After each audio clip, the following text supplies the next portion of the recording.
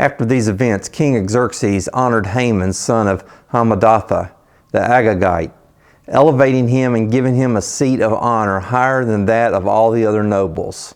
All the royal officials at the king's gate knelt down and paid honor to Haman, for the king had commanded this concerning him. But Mordecai would not kneel down or pay him honor. Then the royal officials at the king's gate asked Mordecai, "Why do you disobey the king's command?" Day after day they spoke to him, but he refused to comply. Therefore they told Haman about it to see whether Mordecai's behavior would be tolerated, for he had told them that he was a Jew. When Haman saw that Mordecai would not kneel down or pay him honor, he was enraged. Yet having learned who Mordecai's people were, he scorned the idea of killing only Mordecai. Instead, Haman looked for a way to destroy all of Mordecai's people, the Jews, throughout the whole kingdom of Xerxes. Today is what many people call Sanctity of Life Sunday. It's the day that we take a moment to be reminded about the importance of life. And many of the people watching today recognize that importance. We understand how special it is when a new life comes into the world in the form of a baby. We understand the importance of the life of our family members, our parents and grandparents, sometimes as they get older, and what we have to do to help them in their later years in life. According to the World Health Organization, there are about 40 to 50 million abortions that are performed worldwide each year. That works out to about 125,000 abortions every single day. Abortion is the leading cause of death in the world.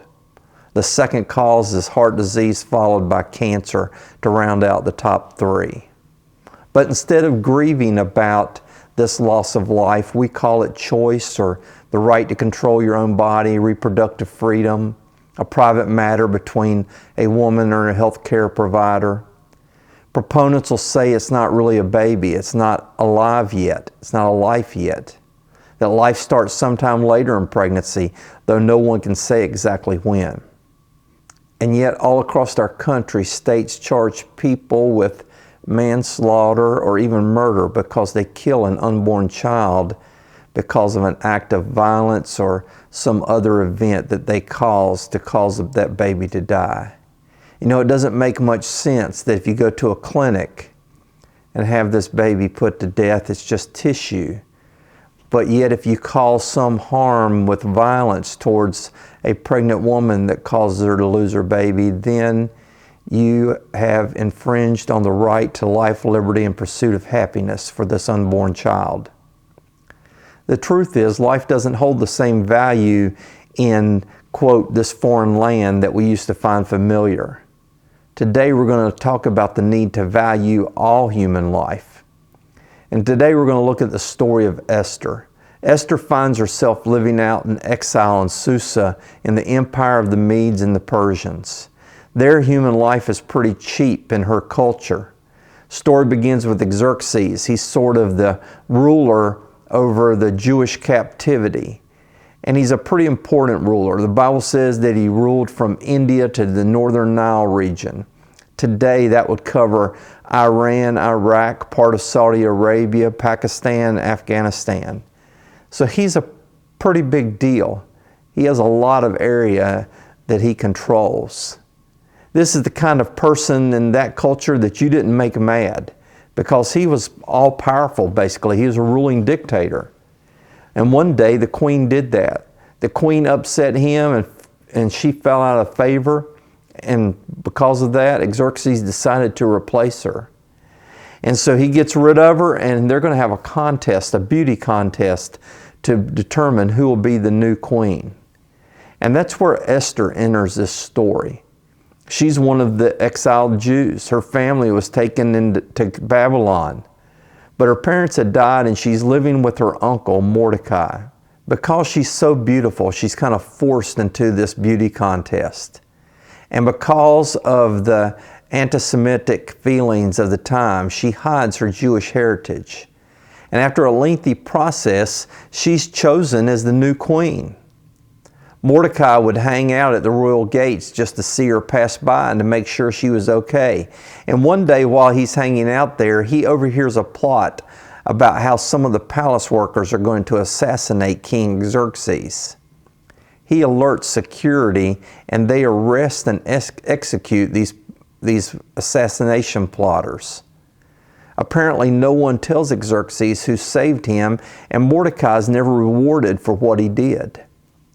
Now, the king has a friend who's a very favored underling of his named Haman. And for some reason, out of the blue, he decides to honor him one day, and he does so by declaring that everyone who sees Haman anywhere has to bow down before him. And everyone does it. Well, everyone except for Mordecai. Mordecai is a Jew, and he refuses to bow down and worship anyone other than God, especially not this Haman guy. Haman's that person that you would just kind of love not to be around. He was a jerk. He was an egomaniac. Mordecai refuses to bow down to him. When Haman passes him, Mordecai stares him in the eye rather than getting on his knees. And because of that, Haman goes nuts. Verse 5 says he's enraged, and he could have him executed for this act of defiance of the king's orders. But instead, he decides to go a different route. He knows that Mordecai is Jewish, and so he decides that to get back at Mordecai, he's going to kill all the Jews. Before Mordecai dies, he'll see his entire people wiped out. So Haman is willing to kill thousands of people because he feels insulted by one person. Obviously, for Haman, life doesn't have any value. No value except for his own. Other people exist only to serve him, to serve his needs and his purposes. And if they can't do that, then we don't need them. And so he goes to the king to set it up. He says, there's these people among your subjects who are different. They've never embraced being a part of the empire. They're troublemakers. They're not in the best interest of our kingdom. And if you let them live, they're going to cause problems. He says we should make it open season on them and that people can kill them. He says, I'll pay the expenses out of my own pocket. And in today's world, that would equal somewhere around $90 million. Obviously, Haman really wants to kill them. Now, Xerxes is influenced by Haman here, and he seems to undervalue human life as well. At that time, it wasn't unusual to kill off entire people groups. 100 years earlier, all the Scythians had been wiped out. 50 years earlier, they had killed all the wise men in the land. And he tells Haman, keep your money, let's use tax dollars to kill these people. Basically, he's saying not only will we murder them, we'll force them and others to pay for it. So in verse 11, he says, do what you want with these people. It's your right to choose. And this edict is sent out to all the provinces.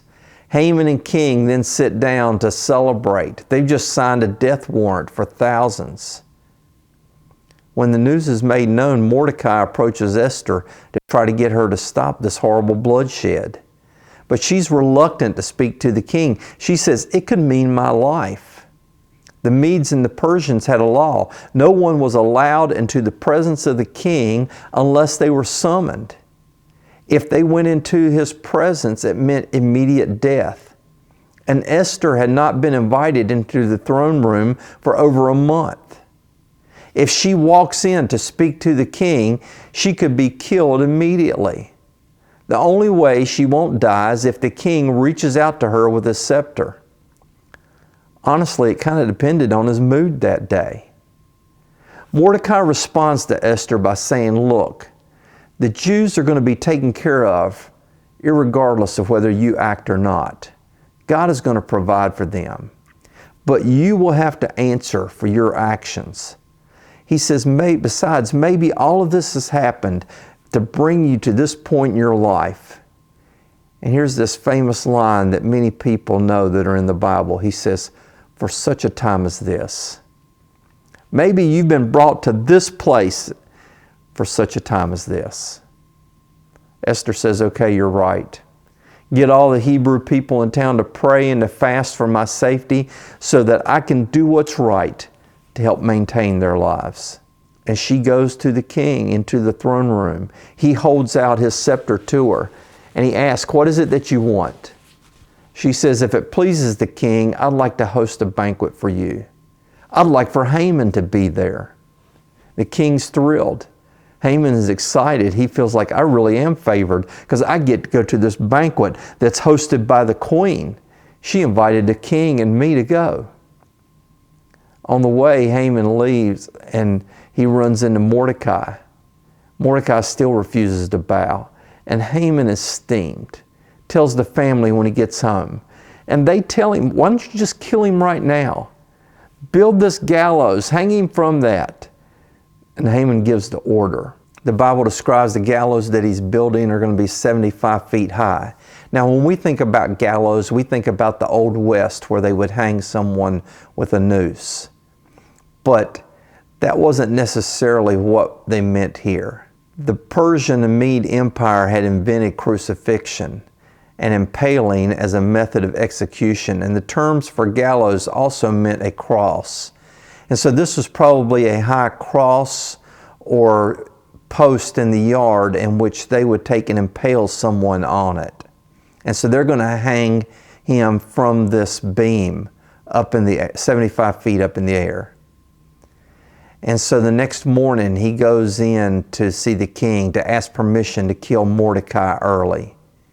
He's waiting to be summoned, but what he doesn't know is that the night before the king couldn't sleep. And so the king asked for some of the historical records of his reign to be read to him. He wanted to hear about some of his accomplishments and things that he had done. God made it so that the portion of the record told the story about how Mordecai had saved the king's life. The king realized that he had never properly honored Mordecai for what he had done, and he calls in Haman. And through a series of ironic events, he asked Haman, what would you do for someone that you wanted to honor? What would you do to give glory to someone that had done something good for you? And the whole time Haman thinks that the king is talking about him. And he gives this elaborate answer about this is how you ought to honor someone, thinking he's the one that's going to be honored. But instead, the king is speaking about Mordecai, the person that Haman hates the most. And so Haman has to go and get Mordecai, put him on a horse, parade him up, lead him up and down the streets, and honor him and tell people that he is highly favored. It was humiliating for Haman. Well, Esther has a second banquet. And the king again asked Esther, what would you like? What would make you happy? And she says, please save me and my people. We've been sold for destruction. The king says, who has done this? And she answers, Haman. Suddenly, everything starts to click in the king's head. He realizes the truth. He sees that he's been had, and he's so angry he has to leave. Haman realizes it too. He didn't know that Esther was Jewish.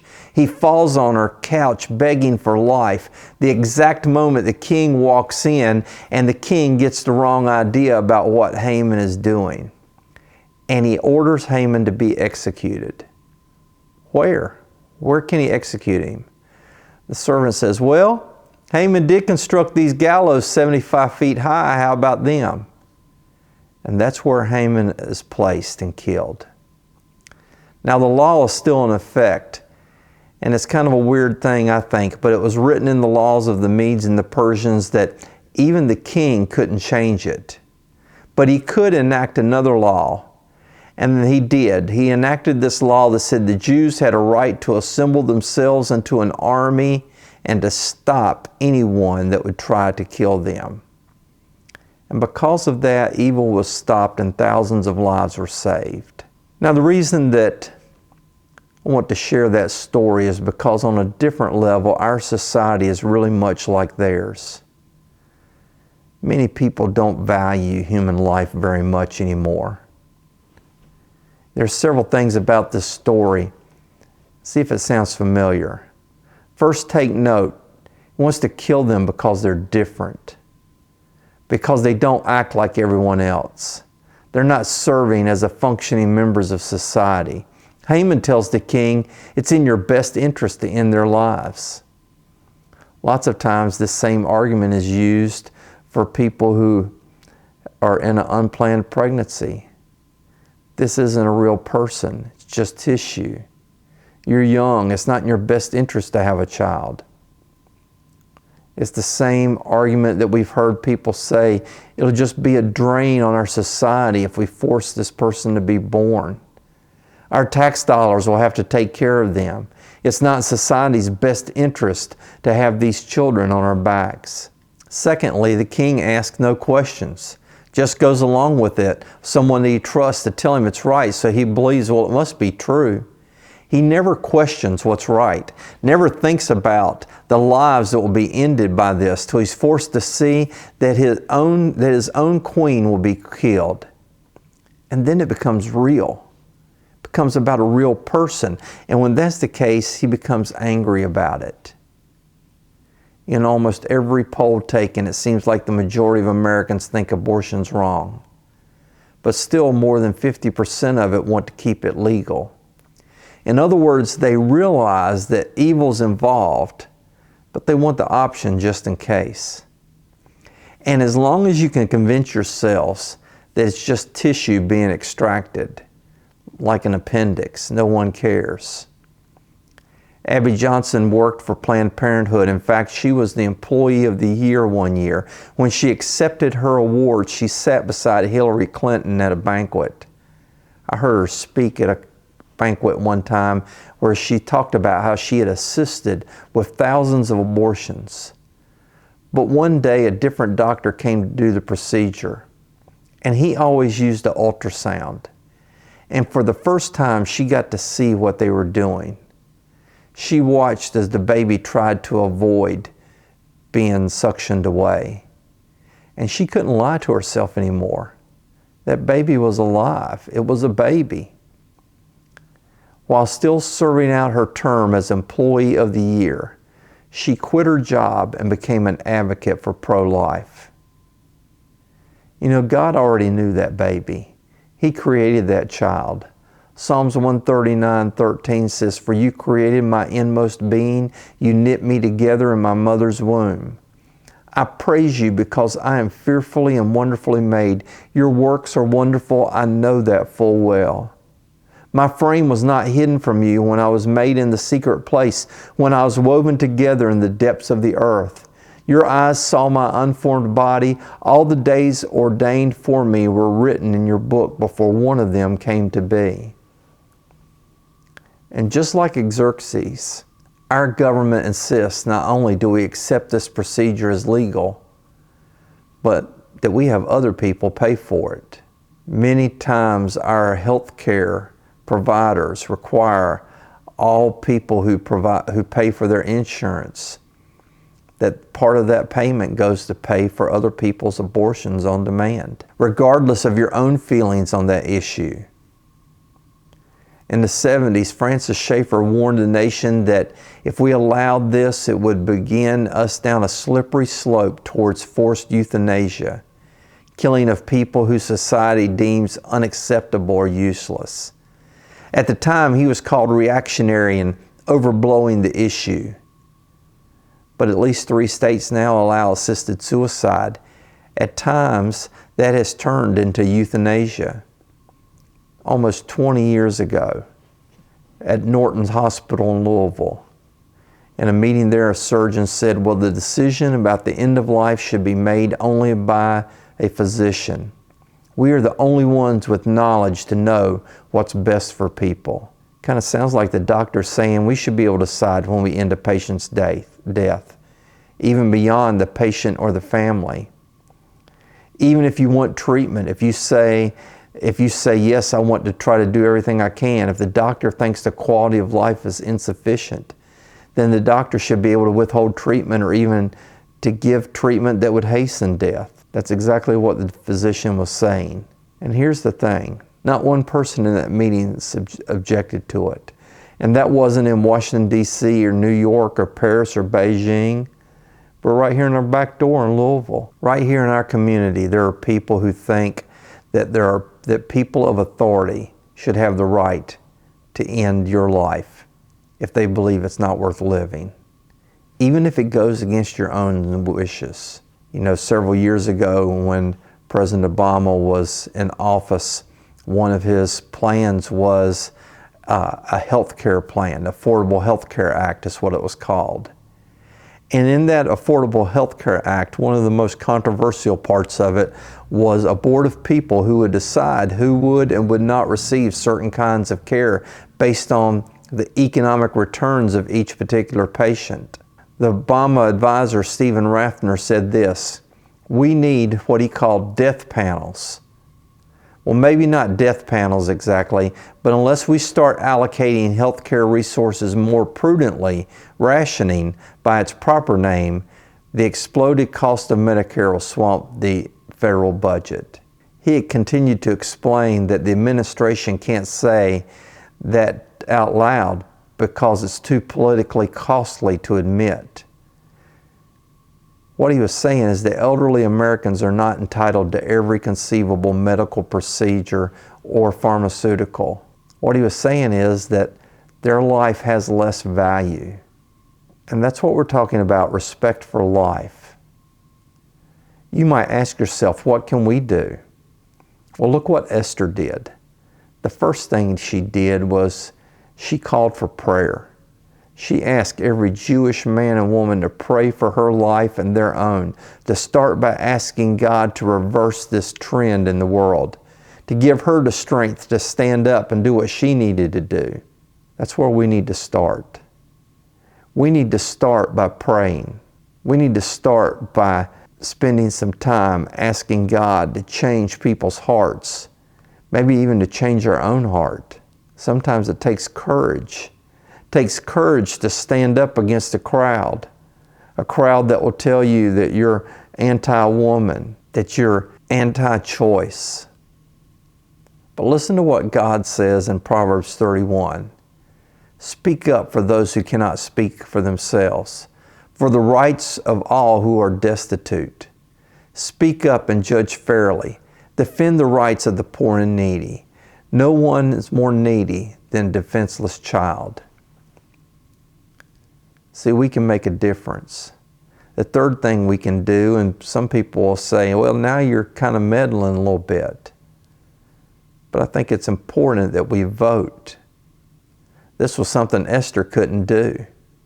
But we can refuse to vote for anyone that would favor the continued legality of abortion, regardless of what party they're in or what promises they have for our economy. We can also help people who are victims of this industry, people who were lied to at one of the most vulnerable moments of their lives. Many of them are grieving over their decision. We can show them the love that Christ has, that the forgiveness that He offers, that they can see it in the way that we live. You see, at some point, God's going to eventually end abortion.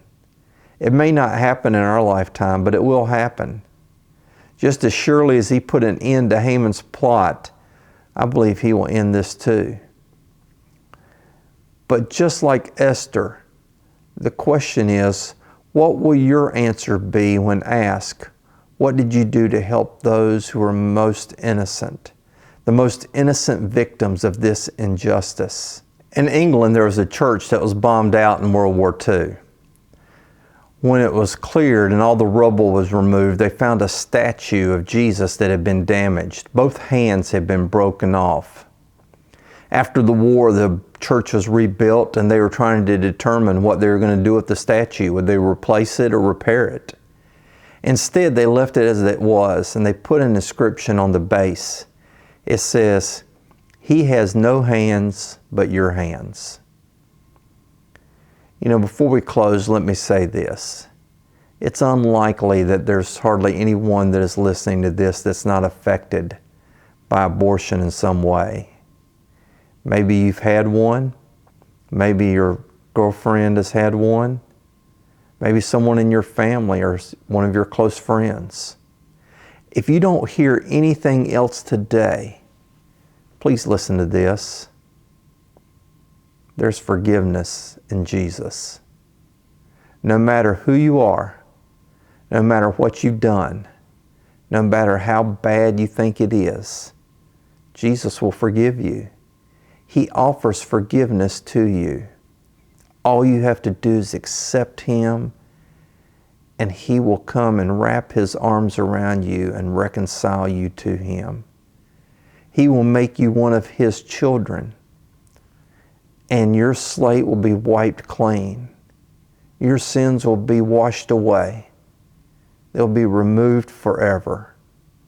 You can have that cleansing. You can have that removal of guilt and sin and shame in your life. Jesus offers that to you today. Maybe you've never had an abortion. Maybe you've done something that you think is worse than that. Maybe you've done something that you think is not as bad as that. It doesn't matter. Jesus offers forgiveness. He extends the invitation to you to accept Him, to repent of your sins, to confess Him, to be baptized. Why not do that today? And then begin to make a difference in the world for other people, that they can come to know Him as well. If you have a decision to make, I invite you to give me a call on the number at the end of this message. Until next week, God bless you. Take care. I love you.